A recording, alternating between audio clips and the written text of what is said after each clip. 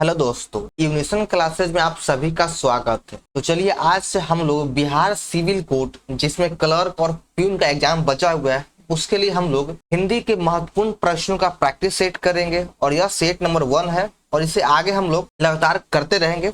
और ये सभी प्रश्न जो है आपका इससे पहले जो एग्जाम हुआ स्टेनोग्राफर और कोर्ट रीडर का उससे मिलता जुलता ही है या उसी से संबंधित प्रश्न को लिया गया है। तो यह काफी महत्वपूर्ण प्रश्न जो सिर्फ परीक्षा में आने लायक ही है, इसलिए आप इस वीडियो को अंत तक जरूर देखें। आपको सारे क्वेश्चन महत्वपूर्ण हैं। तो चलिए हम लोग वीडियो को स्टार्ट करते हैं। उससे पहले दोस्तों, अगर आप लोग चैनल पर नए हैं तो चैनल को सब्सक्राइब और इस वीडियो को शेयर करना ना भूलें। तो चलिए देखते हैं। पहला क्वेश्चन है कि परलोक गमन का सही विग्रह क्या होगा। तो परलोक गमन का सही विग्रह हो जाएगा परलोक को जाना। इसका सही आंसर हो जाएगा ऑप्शन नंबर डी, परलोक को जाना। अब हम लोग देख लेते हैं कि परलोक को जाना कौन सा समास है। तो यह जो है कर्म तत्पुरुष समास है। कर्म तत्पुरुष समास है। परलोक गमन कौन सा समास हो गया? तो कर्म तत्पुरुष समास है। चलिए आगे बढ़ते हैं। अगला क्वेश्चन है वार्तालाप का सही संधि विच्छेद क्या होगा। तो वार्तालाप का सही संधि विच्छेद वार्ता जोड़ आलाप है। ऑप्शन नंबर डी सही हो जाएगा। और यह इसमें कैसे बना है तो इसमें देख लीजिए, यह आ प्लस आ मिल करके यहाँ पे अंत में वार्ता में आ हो गया और आलाप में पहले आ आता है। तो आ प्लस आ मिलके आपका आ शब्द बनता है, इसलिए हो गया वार्तालाप। और यह दीर्घ स्वर संधि है। दीर्घ स्वर संधि है। इसे भी याद कर ले कौन सा संधि है। तो यह वार्तालाप दीर्घ स्वर संधि है। अगला क्वेश्चन है 3 नंबर, निम्नलिखित में से लोकोक्तियां इमली के पात पर दंड पेलना का अर्थ क्या होता है। इमली के पात पर दंड पेलना का अर्थ क्या होता है। तो इसका अर्थ होता है सीमित साधनों से बड़ा कार्य करने का प्रयास करना। ऑप्शन सी बिल्कुल सही हो जाएगा। इसे हम लोग कैसे वाक्य में प्रयोग कर सकते हैं? तो इसे हम लोग प्रयोग इस प्रकार करेंगे कि उसके घर में बिजली और पानी तक की कटौती है, फिर भी अजीत पढ़ने में कमी नहीं करता है। इसे ही हम लोग इमली के पात पर दंड पेलना कहते हैं। चलिए अगला क्वेश्चन है 4 नंबर, निम्नलिखित में से स्वाधीन शब्द का विलोम छाटिए। तो स्वाधीन का विलोम हो जाएगा पराधीन। पराधीन जो है स्वाधीन का विलोम है। स्वाधीन का मतलब क्या होता है? तो इसका मतलब होता है स्वयं के अधीन। स्वयं के अधीन। स्वाधीन का मतलब स्वयं के अधीन और पराधीन का मतलब हो जाएगा दूसरों के पराधीन, दूसरों के अधीन। चलिए तो ये इसका मतलब है। अब देखिए परातंत्र का विलोम हो जाएगा स्वतंत्र और अधीन का विलोम हो जाएगा अनधीन। अनधीन। चलिए आगे बढ़ते हैं हम लोग। 5वां नंबर है जाह्नवी, देव नदी और भागीरथी किस नदी की पर्यायवाची है। तो यह जो तीनों है यह गंगा नदी की पर्यायवाची है। ऑप्शन बी बिल्कुल सही हो जाएगा। और वहीं अगर हम लोग बात कर ले यमुना की, तो यमुना की पर्यायवाची बहुत सारी है, कुछ जान लेते हैं। कुछ हो गया कालिंद, सूर्य सूता, रवि तन्या, तरनी, तनुजा इत्यादि। कावेरी को दक्षिण की गंगा कहा जाता है। चलिए आगे 6 नंबर है वाक्य के रेखांकित शब्द का पर्याय क्या होगा। वाक्य है बंदर विटप पर बैठा है। तो विटप का पर्यायवाची शब्द ढूंढना है। तो विटप का पर्याय हो जाएगा पेड़। पेड़ जो है विटप का पर्याय शब्द है।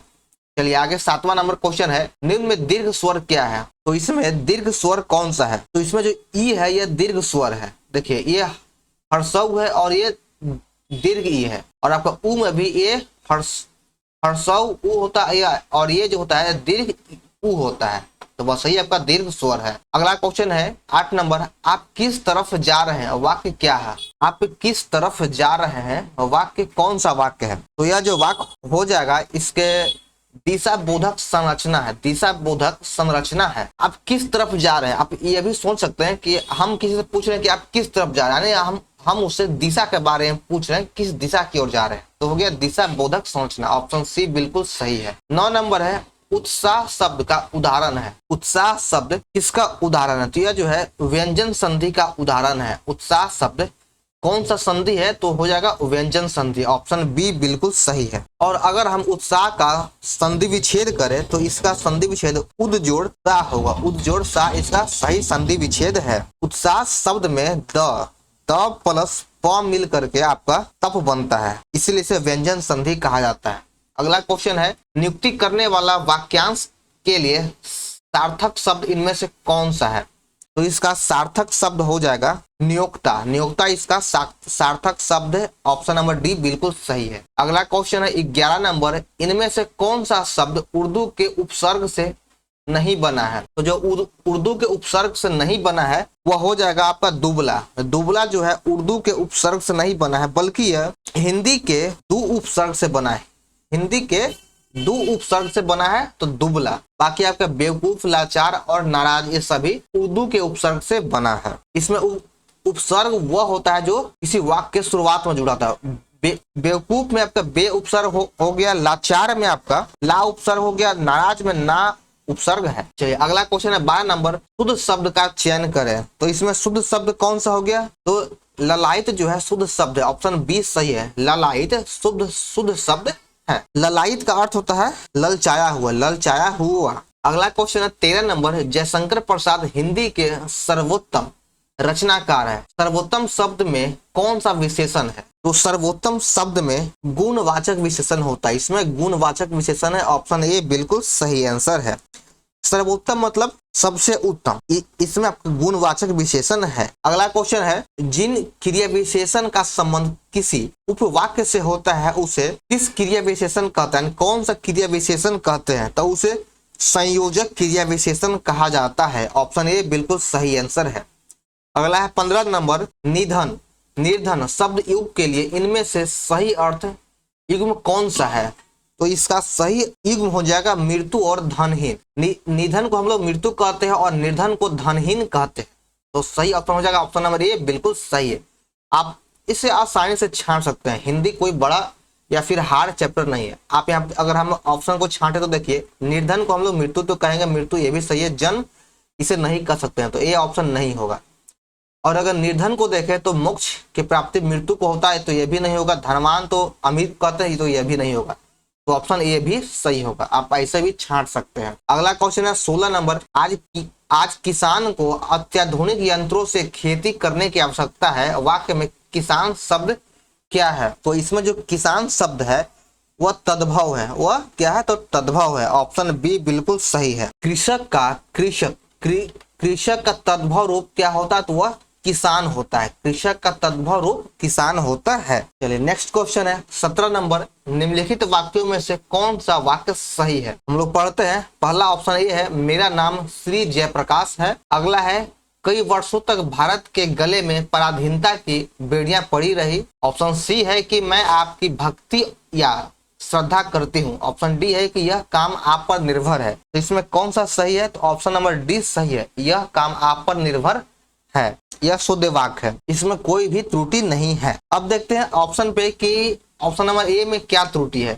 तो मेरा नाम श्री जयप्रकाश है, तो इसको हम लोग ऐसे क्यों कहें? मेरा नाम श्री जयप्रकाश है, बल्कि हम इसे ऐसे कर सकते हैं कि मेरा नाम जयप्रकाश है। मेरा नाम श्री जयप्रकाश नहीं होगा, बल्कि मेरा नाम जयप्रकाश है, ऐसा होगा। आप अपने नाम में श्री नहीं लगा सकते हैं। श्री यहाँ पे श्री इसमें गलत है। अगला, कई वर्षों तक भारत के गले में पराधीनता की बेड़ी पड़ी रही। तो इसमें जो गलत हुआ है गला, गले में बेड़ी नहीं होता, बेड़ी पैर में होता है। यहाँ याद रखिएगा कि बेड़ी जो होता है वो पैर में होता है, गले में नहीं होता। तो इसमें यह गलत है। मैं आपकी भक्ति या श्रद्धा करती हूँ। तो इसमें जो गलती है वो है भक्ति या श्रद्धा। मैं आपका आदर करता हूँ, ऐसा होगा। चलिए अगला क्वेश्चन है 18 नंबर, करुण रस का अस्थाई भाव क्या है? तो इसका जो अस्थाई भाव हो जाएगा वह हो जाएगा शोक। करुण रस का अस्थाई भाव शोक है। 19 नंबर है, छंद के संबंध में वर्णों के उच्चारण में जो समय लगता है उसे क्या कहते हैं? तो इसे कहा जाता है मात्रा। मात्रा कहा जाता है। छंद के संबंध में वर्णों के उच्चारण में जो समय लगता है उसे मात्रा कहा जाता है। ऑप्शन बी बिल्कुल सही है। 20 नंबर क्वेश्चन है, देखिए इसमें है कि निर्देश दिया गया है कि प्रश्न में दिए गए वाक्य के प्रथम और अंतिम अंशों को 1 से लेकर 6 की संख्या दी गई है। अनेक आने वाले अंशों को 4 भागों में बांटकर य, र, ल, व की संख्या दी गई है। ये चारों भाग अव्यवस्थित है। इसको ध्यान से पढ़कर दिए गए विकल्प को उचित क्रम में चुने। तो इसका क्वेश्चन आपका मूलतः यहाँ पे है। इसमें भारत के विभिन्न पदों के बारे में दिया गया। राष्ट्रपति किसी न्यायालय के प्रति, क्योंकि उसके सारे कार्य उत्तरदायी नहीं है, अपने अधिकारियों के प्रयोग के लिए मंत्रियों द्वारा किए जाते हैं। तो इसको जो है ना आपको एक व्यवस्थित तरीके से सजाना है। तो पहला आपको राष्ट्रपति होगा, राष्ट्रपति से शुरुआत करना है। तो देखिए क्या हो जाएगा कि पहले राष्ट्रपति हो जाएगा राष्ट्रपति, फिर उसके बाद हो जाएगा अपने अधिकारों के प्रयोग के लिए, राष्ट्रपति अपने अधिकारों के प्रयोग के लिए किसी न्यायालय के प्रति, फिर ये हो जाएगा, पहले क्या हो जाएगा, पहले वह हो जाएगा, फिर उसके बाद यह होगा, किसी न्यायालय के प्रति उत्तरदायी नहीं है, फिर ल हो जाएगा। राष्ट्रपति अपने अधिकारों के प्रयोग के लिए किसी न्यायालय के प्रति उत्तरदायी नहीं है, क्योंकि उसके सारे कार्य मंत्रिपरिषद द्वारा किए जाते हैं। आपका लास्ट में ये है, लास्ट में 6 नंबर है, यहाँ पे पहले राष्ट्रपति और लास्ट में मंत्रिपरिषद द्वारा किए जाते हैं, ये रखना है, बाकी बीच में आपको चुनना था। तो क्या हो गया कि राष्ट्रपति अपने अधिकारों के प्रयोग के लिए किसी न्यायालय के प्रति उत्तरदायी नहीं है, क्योंकि उसके सारे कार्य मंत्रिपरिषद के द्वारा किया जाता है। तो इसका सही उत्तर हो जाएगा ऑप्शन सी, व, य, ल और र। तो ये था आपका आज का क्वेश्चन, आज का टेस्ट। और इसी तरह हम इसका जीके और रीजनिंग का भी क्वेश्चन को लेकर के हम आपके सामने आएंगे, तो उसका वीडियो आपको जल्द मिल जाएगा। तो चलिए आज का आपको सेशन कैसा लगा कमेंट करें, और वीडियो अच्छा लगा तो वीडियो को लाइक और चैनल को सब्सक्राइब करना ना भूलें, और इस वीडियो को ज्यादा से ज्यादा शेयर कर दे। चलिए मिलता है फिर हम लोग अगले वीडियो में। जय हिंद।